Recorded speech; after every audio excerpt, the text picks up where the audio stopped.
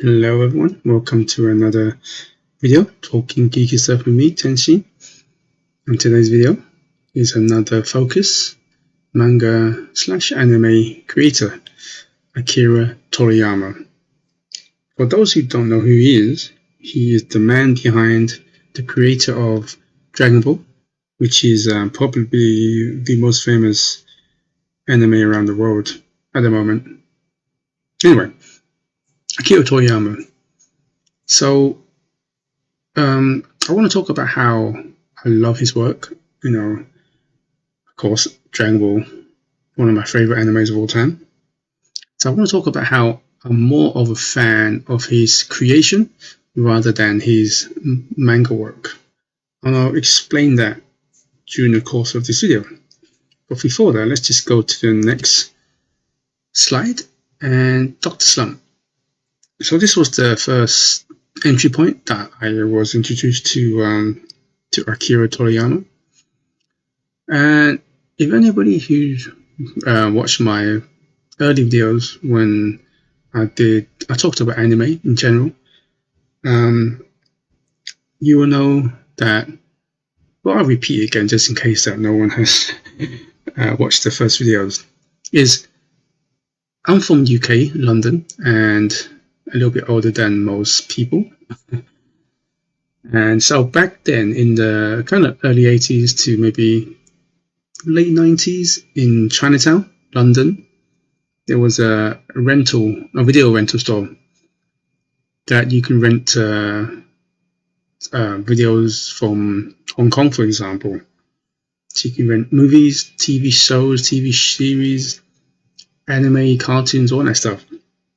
And my parents was working there in Chinatown at the time. So every other day after work, they would go to a rental store and see what's available and just rent a whole bunch of stuff. TV, movies, cartoons, anime, all that stuff. And one of the anime or cartoon that I called it back then was Dr. Slump.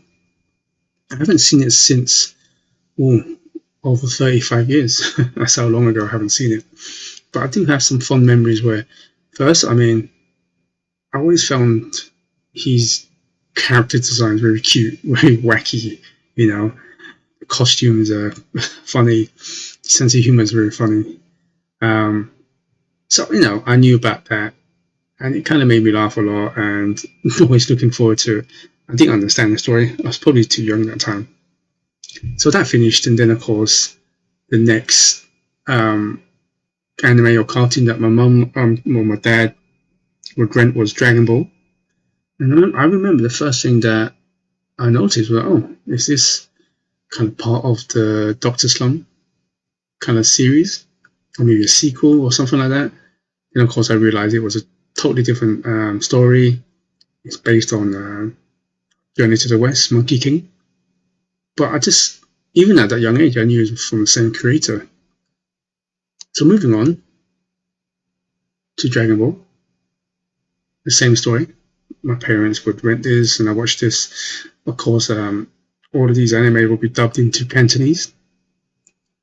And watching Dragon Ball in Cantonese actually made a lot more sense, especially the first Dragon Ball series, because, like I said, it was loosely based on the Journey to the West Monkey King story, and which has some of the same names. So when you dubbed in Cantonese, based on a Chinese legend story, kind of makes more sense that way. Anyway, I want to get back to the point when I said that I'm a big fan of his creation, not so much of his manga. See, with his manga, as I got older, in my teens, where I really become a fan of all these geeky stuff, comics, manga, anime, video games, you start doing your own research, you start to kind of read about these things, right? And that's when I realized these were based on mangas. And so I picked up a few of the mangas from, mostly Dragon Ball stuff first.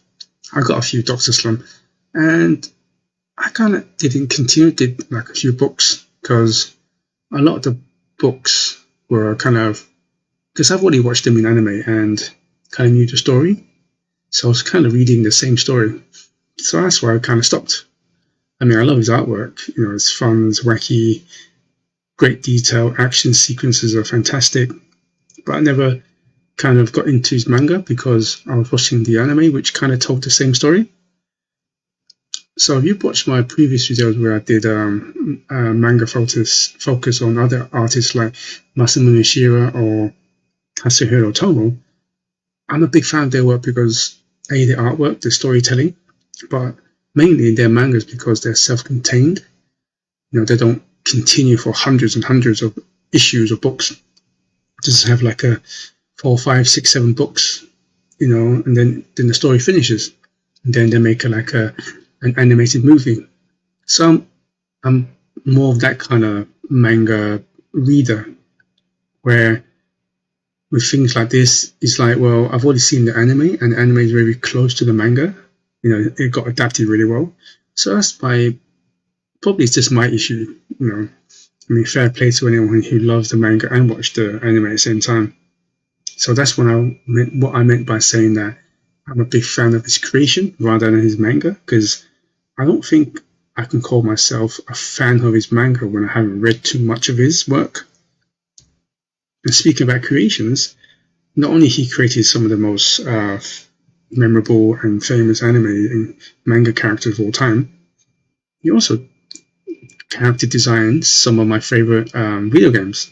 For example, Dragon Quest, one of my favorite RPG series. He also did Chrono Trigger, Blue Dragon, which I think is really underrated, and I hope that Microsoft will do something with it. I know that Blue Dragon got spinned off into a anime series, which I think is quite good, quite fun.